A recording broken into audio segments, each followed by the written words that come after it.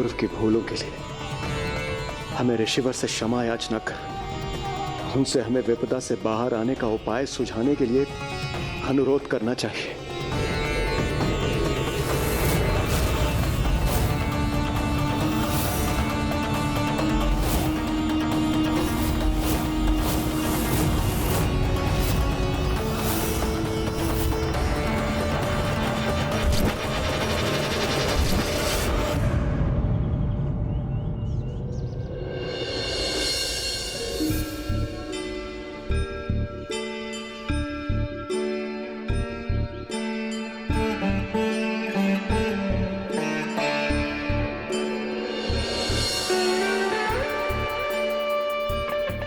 मुझे क्षमा कर दीजिए ऋषिवर, मैंने अपने कर्तव्य के अनुशासन को भंग किया।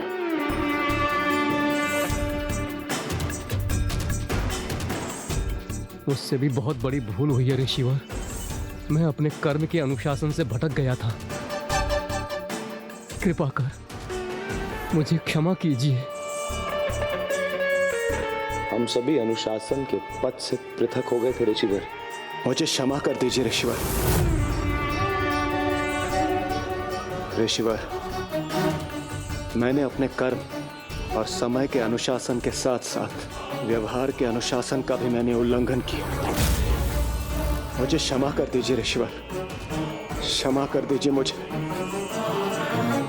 हमारी समस्त भूलों के लिए, हमारी अनुशासनहीनता के लिए हमें क्षमा करने की कृपा कीजिए ऋषिवर, कृपा कीजिए।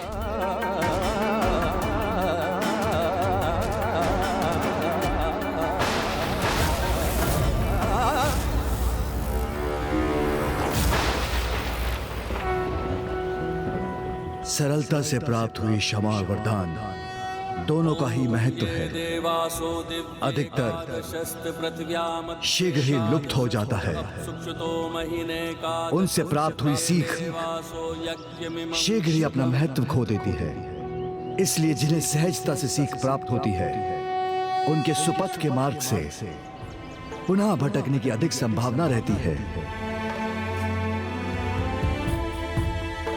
ईश्वर, हम अपना सर्वस्व खो चुके हैं। धन, धान, धीरज, साहस, ऐश्वर्य, जिसके भी हम योग्य थे, वो सब कुछ गवा चुके हैं। ये सीख हम किसी भी मूल्य पर नहीं भूल सकते। हमें यह ज्ञात हो चुका है, श्री कृपा हेतु अनुशासन का पालन सर्वाधिक महत्वपूर्ण है।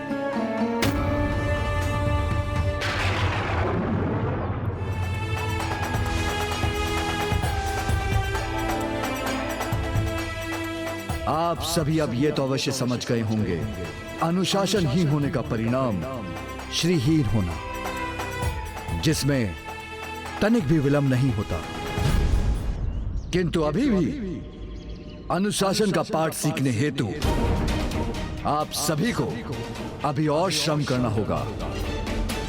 जिस प्रकार अपने विचारों का मंथन कर आपको अपनी भूल का आभास हुआ है,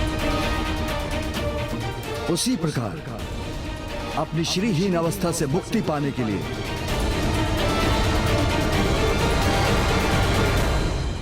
आपको सागर मंथन करना होगा। सागर मंथन करना होगा।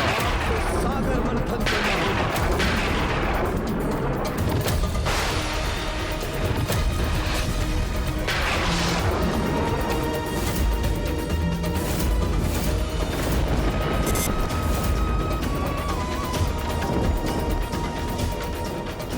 सागर मंथन, वो भी अपनी शक्तिहीन अवस्था में, हम कैसे संभव करेंगे ऋषिवर?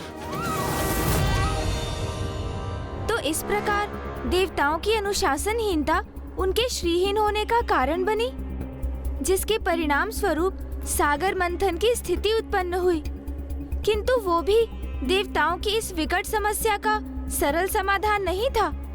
हाँ गौरी पुत्र, सागर मंथन सरल कदापि नहीं था। श्रीहीन हुए देवताओं में अकेले ही उसे संपन्न करने का सामर्थ्य नहीं था, तो फिर उनके परम हितैषी श्री हरि नारायण ने सुझाव दिया कि इस कार्य में उन्हें असुरों की सहायता प्राप्त करनी चाहिए। किंतु असुर अपने चीर विरोधी देवताओं की सहायता भला क्यों करने वाले थे? ये प्रश्न तो देवताओं के भी मन में उठे थे गौरी पुत्र, किंतु ये भी स्पष्ट था कि इस कार्य में उनका असुरों से सहायता लेना अनिवार्य था। इसीलिए देवताओं ने श्री हरि नारायण की चतुराई से प्रेरित होकर सागर मंथन से जो भी निधियां प्राप्त होने वाली थी उन्हें असुरों के साथ बांटने का वचन देकर असुरों के साथ संधि कर ली। तो क्या असुरों ने देवताओं का ये प्रस्ताव स्वीकार कर लिया लंकेश? असुरों ने उस प्रस्ताव को स्वीकार तो कर लिया गौरी पुत्र, किंतु उन्होंने तो अपनी ही एक योजना का निर्माण भी कर लिया था। सागर मंथन से अमृत भी उत्सर्जित होगा, ये बात देवताओं द्वारा छिपाए जाने पर भी असुर स्वयं उसे ज्ञात कर चुके थे और ये निर्णय भी ले चुके थे कि देवताओं द्वारा अमृत प्राप्त करने के पूर्व ही उस अमृत को अपने अधिकार में ले लेंगे। और इसी विचार से असुर भी देवताओं के साथ सागर मंथन में जुट गए। फिर क्या हुआ लंकेश? तब क्षीर सागर के मंथन हेतु मंदार पर्वत को मथनी एवं नागराज वासुकी को मथनी की डोरी बनने हेतु उनसे अनुरोध किया गया।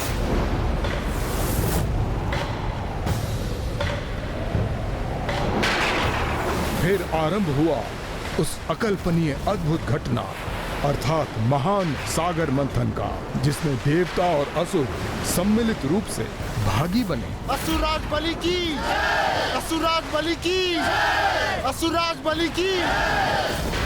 हर हर महादेव, जय श्री राम, हर हर महादेव।